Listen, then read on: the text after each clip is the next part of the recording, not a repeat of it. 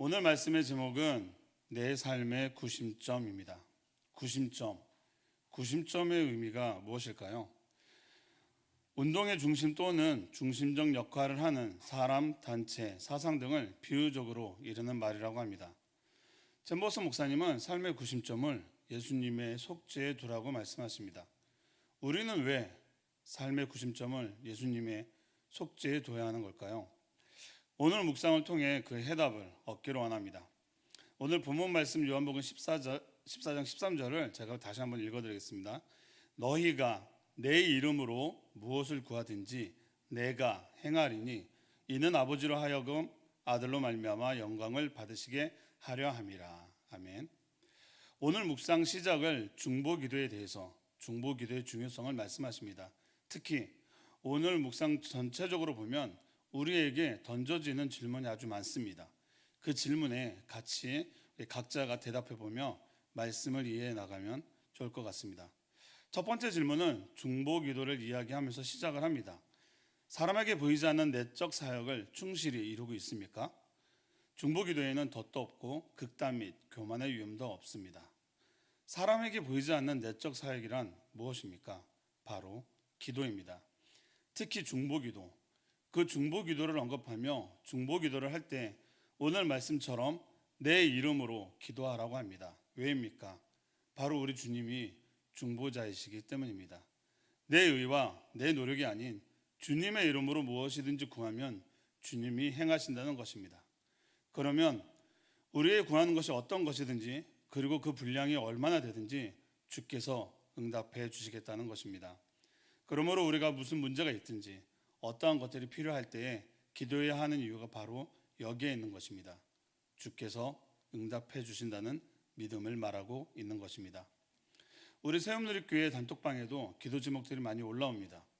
그 기도 제목을 놓고 기도할 때 이 부분을 중요시 해야 하는 것입니다.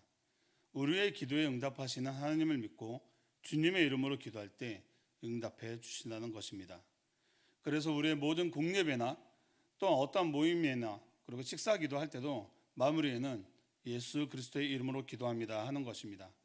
당연한 거 아니야 하나는 질문도 하실 수 있습니다.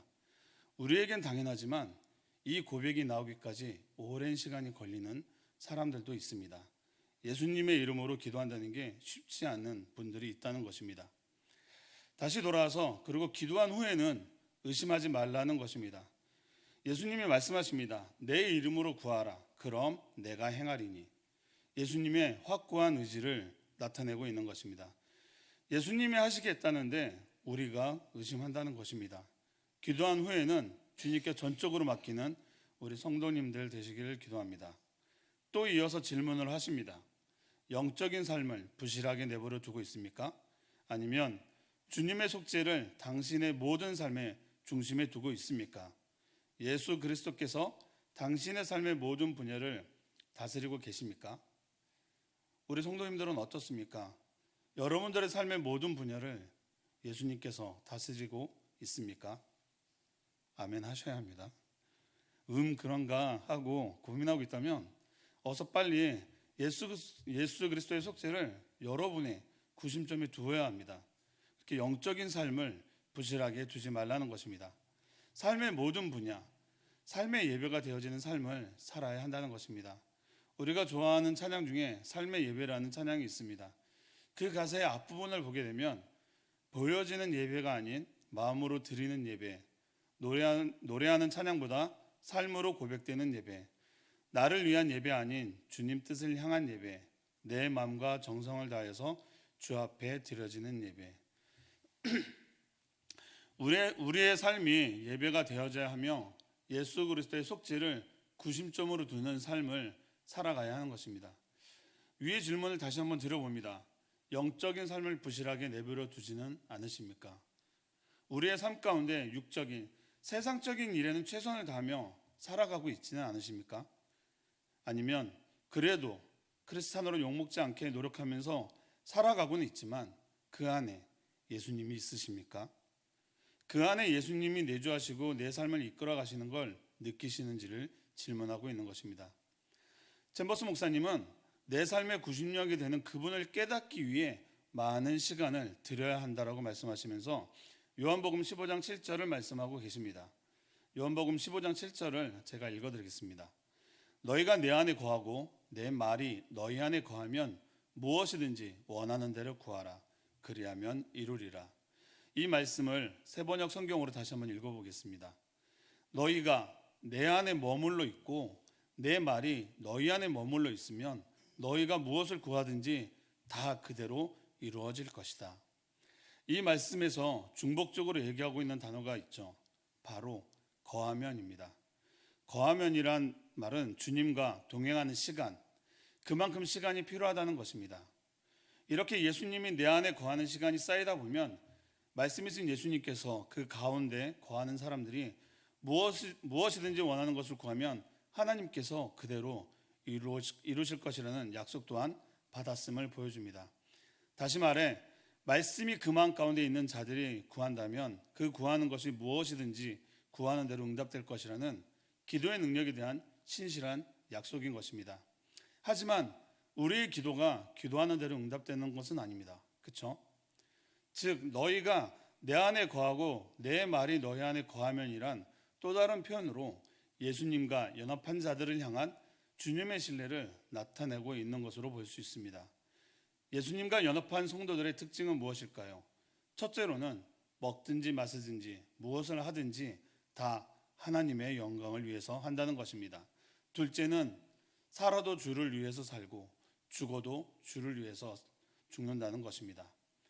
예수님과 연합한 성도들은 예수님께서 원치 않으시는 일들을 멀리하기 때문에 세상적인 욕심을 구하지도 행하지도 않는다는 것입니다. 그러므로 무엇이든지 원하는 대로라는 말씀은 예수님 안에 거하고 말씀을 마음에 간직할 때 예수님과 더불어 계속 교제할 수 있으며 기도 응답의 확신을 가질 수 있다는 것입니다. 그 예로 다니엘과 베드로를 살펴보고자 합니다.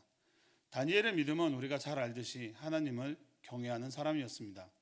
다니엘은 바벨론 포로로 잡혀간 사람 중에 한 사람입니다. 포로가 무엇입니까? 나라의 주권이 없어져서 다른 나라에 끌려가서 그곳에 맞춰서 살아가야 하는 신분인 것입니다. 그런 다니엘에게 습관이 하나 있었습니다. 바로 하루 중 3번을 기도하는 것이었습니다. 다니엘서 6장을 보면 다니엘이 포로의 신분이긴 했지만 왕의 사랑을 받자 그것을 시기한 고관들이 다니엘을 해코지 하기 위해 왕 이외에는 어떤 신에게나 사람에게 무엇을 구하면 사자굴에 던져놓게 하소서 하고 왕의 금령을 받아냅니다. 하지만 다니엘은 그 내용을 알고도 자기 집에 돌아가 하루 3번 하나님께 감사하였더라 합니다. 사자굴에 던져진다는 사실을 알고도 그렇게 했다는 것입니다. 죽기까지 하나님을 놓지 않았다는 것입니다. 포로로 끌려간 이스라엘 백성 중에는 하나님을 배반한 백성들이 없었을까요? 또한 죽는 게 무서워 하나님과 관련된 모든 습관을 멈추지 않았을까요?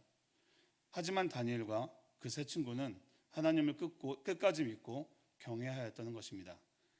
그 마음 가운데 구심점은 오직 하나님뿐이었다는 것입니다. 두 번째로 베드로의 믿음도 알아보고자 합니다. 우리 베드로도 예수님과 동행을 하며 많은 이적을 보았습니다. 그런데 마태복음 17장에 보면 예수님이 기도하러 산에 올라갔을 때 그 제자들에게 어떤 사람이 간질 걸린 아들을 데려와 그 제자들에게 고쳐달라고 하지만 그들이 고치지 못하고 예수님이 내려오셔서 고쳐주십니다. 그렇던 베드로가 예수님을 내 안의 구심점으로 받아들이고 성령으로 함께하니 능력이 나타납니다. 무엇을 말하고 있는 것입니까? 자기의 의가 아닌 예수님의 이름으로 행할 때 이적이 일어난다는 것입니다. 사도행전 3장 6절 말씀입니다. 베드로가 이르되 은과 금은 내게 없거니와 내게 있는 이것을 내게 주노니 나사렛 예수 그리스도의 이름으로 일어나 걸으라 하고 일으키니 그가 걷더라. 아멘. 예수님의 이름으로 구할 때 주님께서 행하신다는 것입니다. 그럼 다시 묵상으로 돌아가서 챔버스 목사님이 이어지는 질문을 같이 생각해 보며 우리 스스로가 질문의 답을 해보시면 좋을 것 같습니다. 나는 주 안에 거하고 있습니까? 거하기 위해 시간을 들이고 있습니까? 나의 삶에서 가장 큰 힘을 주는 요소는 무엇입니까? 다른 사람을 위한 일이나 봉사나 섬김입니까? 하나님을 위해 일하려는 노력입니까? 다시 한번 질문을 드리겠습니다. 마음속으로 한번 대답을 해보시면 좋을 것 같습니다. 나는 주 안에 거하고 있습니까? 거하기 위해 시간을 들이고 있습니까? 나의 삶에서 가장 큰 힘을 주는 요소는 무엇입니까? 다른 사람을 위한 일이나 봉사나 섬김입니까? 하나님을 위해 일하려는 노력입니까? 잼버스 목사님은 내 삶에서 가장 위대한 힘을 발휘해야 하는 것은 주님의 속죄였다고 합니다라고 말씀하시며, 우리에게 가장 영향력을 미치는 것이 우리를 변화시킨다고 하십니다. 따라서 우리는 우리 자신을 제한하여 우리의 애착이 그리스도의 속죄에 있게 해야 한다는 것입니다. 그렇습니다. 그리스도의 속죄가 우리의 구심점이 되어야만 하고, 그것을 깨닫기 위한 시간도 필요하다는 것입니다. 우리 성도님들에게 삶 가운데 가장 큰 힘을 주는 요소는 무엇입니까? 봉사나 섬김을 통해 듣는 사람들의 칭찬입니까? 사람들은 모를지언정 하나님을 위해 노력하는 것입니까?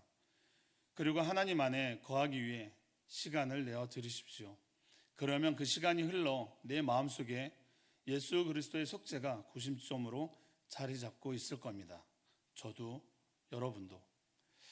말씀을 마무리하겠습니다. 오늘 말씀 가운데 구심점이라는 단어를 많이 거론했는데요, 매우 중요합니다. 우리 세움누리교회 성도님들도 자기중심적인 생각을 버리고 예수님 안에 거하는 제자가 되기를 기도합니다. 예수님이 삶의 구심점이 되어 모든 선택과 출발 그리고 끝이 예수님이 되기를 원합니다. 그리고 하나님께 영광을 드리는 우리 성도님들 되시기를 다시 한번 소원합니다. 기도하겠습니다. 하나님 감사합니다. 우리는 우리의 삶 가운데 중심을 어디에 두고 있습니까? 세상입니까? 아니면 주님의 속죄입니까? 주님을 구심점으로 둔다고 하지만 세상을 살아가면서 쉽지 않습니다. 주님, 우리를 더욱더 말씀과 기도로 무장할 수 있도록 힘을 주시옵소서. 우리의 삶이 주님과 동행하는 삶이 되게 하여 주시옵소서. 주님께 시간을 내어드리는 삶이 되기를 원합니다. 함께하여 주시옵소서. 예수님 이름으로 기도드립니다. 아멘.